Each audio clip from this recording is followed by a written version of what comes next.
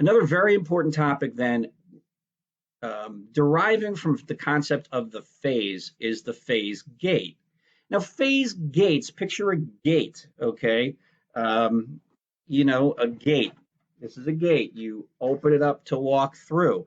The gate doesn't open, okay, unless certain criteria are met, okay? And normally it's held at the end of a project phase, because you get to the end of the phase and the gate's there to say, let's evaluate how we're doing before we move on, okay?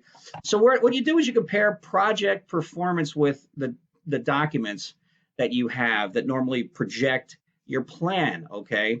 Things like the business case. Is your project still aligning with the business case? Does it still support the charter? Does it follow the project management plan? Are benefits being accrued as expected? Now, a phase gate evaluation will trigger decisions to continue to the next phase. You step through, continue to the next phase with some modification. To end the project, maybe I never get the chance to go through because there's a problem.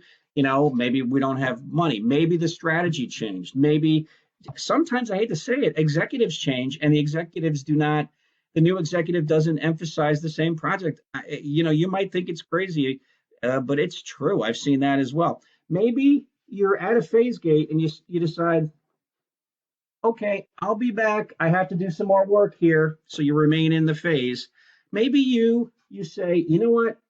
I'm going to step through, but really it's like a revolving door because I have to repeat this phase. I have to repeat elements of the phase again.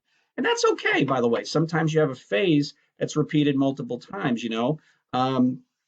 you make these evaluations and these decisions at phase gates. Now, everything comes to an end. So the closing process group formally concludes all activities for the project to complete the project phase. You do it in phases too, or contractual obligations.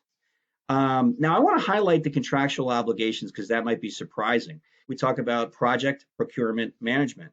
I find this fascinating, but back before he passed, unfortunately, the great management guru, Peter Drucker, predicted that by now, 75% of the workforce would be consisting of professional services firms and, representatives of professional services firms. What does that mean?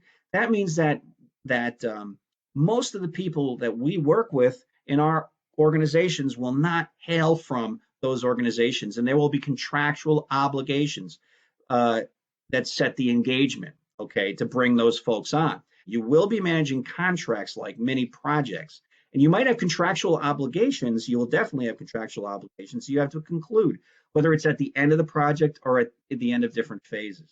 It also formally confirms prematurely concluded projects. I mean, there's nothing like a project that just vaporizes. I've seen that. No, have a formal confirmation, document it, make sure the reasons are documented. Wouldn't it be good to understand and not, learn from why we prematurely conclude a project? Not enough companies do that.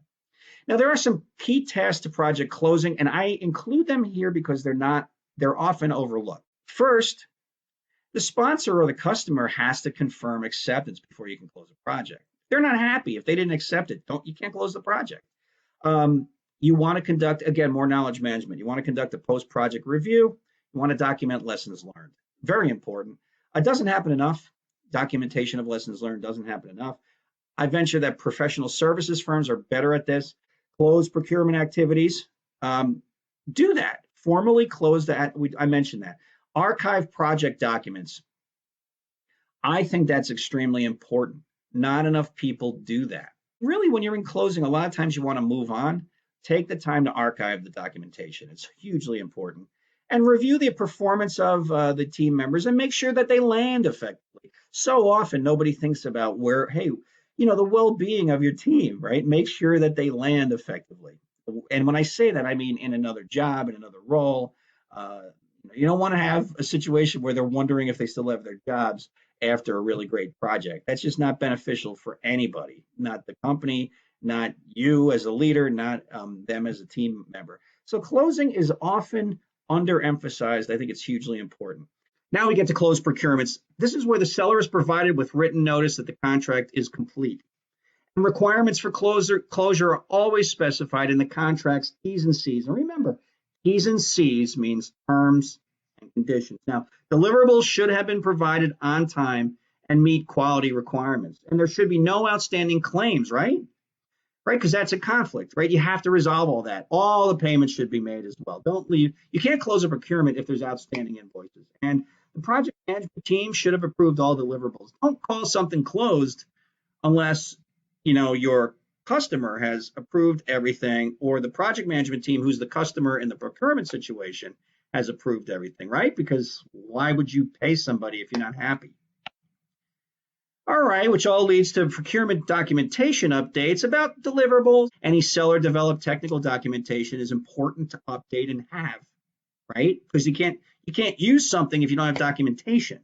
Seller performance reports and warranties, right? Any warranties for coverage after they leave, to call them back in if something breaks. Any invoices and payment records, and any inspection results. Good to document that.